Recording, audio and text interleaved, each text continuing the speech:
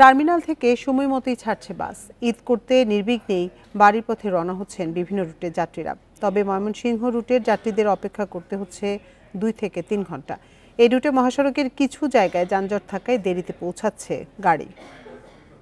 এই ঈদে জামা জুতো অ্যাকসেসরিজের ডিসকাউন্ট।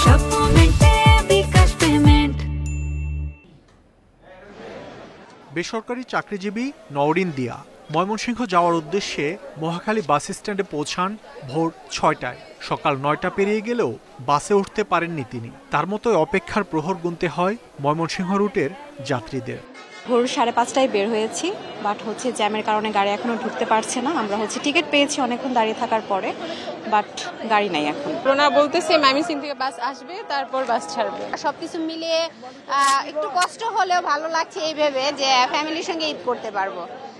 ঢাকা ময়মনসিংহ মহাসড়কের কিছু জায়গায় যানজটের কারণে নির্দিষ্ট সময় পৌঁছাতে পারেনি বাসগুলো। তবে এই রুট বাদে প্রায় সব জেলার যাত্রীরা বাস পেয়েছে নির্দিষ্ট সময়েই।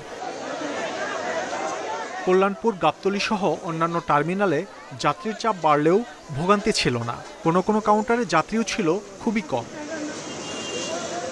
উত্তরের জেলা রাজশাহী, রংপুর, নাটোর, বগুড়া সহ কুষ্টিয়া, চুয়াডাঙ্গা, যশোর ও খুলনার টিকিট আগাম বিক্রি হয়, ছিল না কোনো ঝুঁকি ঝামেলা।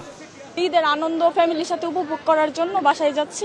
গাড়ির লেটের কারণে ওই দিকটা আসতে একটু লেট হইলে বাইপেল এদিকে এছাড়া আর কোনো এই যে কাউন্টার ফাঁকা, যাত্রী আইতেছে যাইতেছে time to time.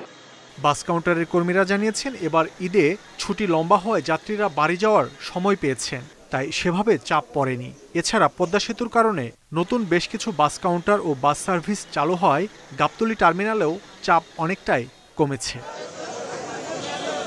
Mahmud Sharif, independent news, Dhaka.